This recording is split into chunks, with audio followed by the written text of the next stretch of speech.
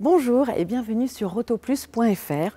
Aujourd'hui, nous sommes très heureux de vous faire découvrir un tout nouveau modèle en avant-première du Salon de Genève. Il s'agit de la Honda e-Prototype. Alors vous vous souvenez sûrement qu'au Salon de Francfort en 2017, Honda avait présenté un concept, l'Urban EV Concept, qui avait fait craquer tout le monde. Et là, on est à l'étape suivante, c'est-à-dire qu'il s'agit certes d'un prototype, mais très proche de la version de série.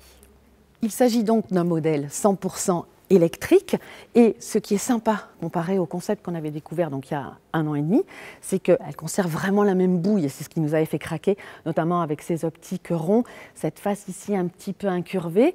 Le plus comparé au concept que nous avions vu, c'est que maintenant sur le capot trône cette grande trappe qui servira à abriter les prises de recharge. L'avantage de la placer ici, c'est que suivant où se trouvera la borne de recharge, si elle est devant ou sur les côtés, on pourra y accéder sans aucun problème.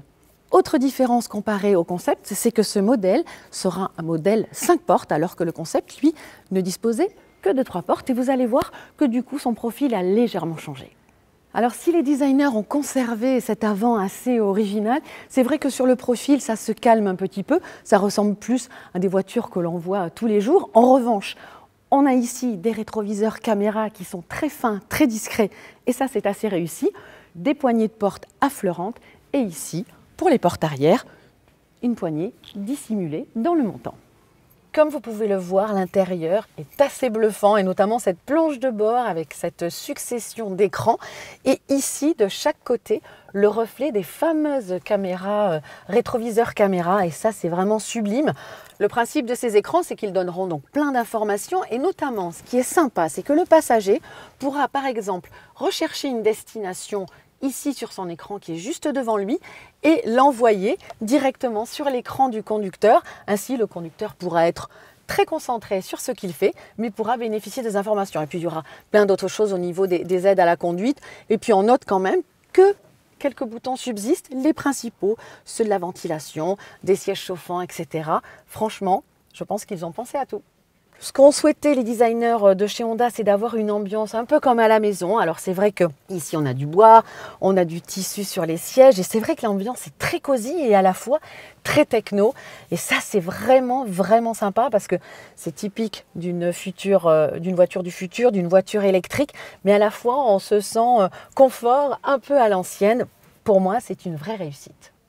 Installé à l'arrière, c'est vrai qu'on constate que les places sont un petit peu exiguës. On verra ce que ça donnera sur la version de série, mais il y a de fortes chances que l'on retrouve ce système de banquette et logiquement, cette voiture sera prévue pour 4 places uniquement. Vous le voyez, à l'arrière, c'est un peu un effet miroir comparé à la face. On retrouve ces optiques ronds, cette grande bande ici incurvée et puis ces hanches un petit peu larges qui lui donnent un petit côté sportif.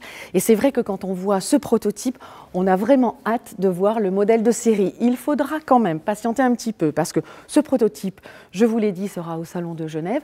En revanche, la version de série, elle sera présentée au Salon de Francfort au mois de septembre 2019. Difficile pour le moment de parler de tarifs. En revanche, ce qu'on leur sait, c'est que l'autonomie de cette voiture sera de 200 km avec la norme WLTP, c'est-à-dire une norme assez proche de la réalité. Mais c'est vrai que cette voiture a été conçue surtout pour faire des trajets assez courts. C'est vraiment une petite citadine. Et donc, logiquement, cette autonomie-là devrait suffire. Voilà ce qu'on peut vous dire pour le moment. Nous, on se retrouve très vite sur autoplus.fr.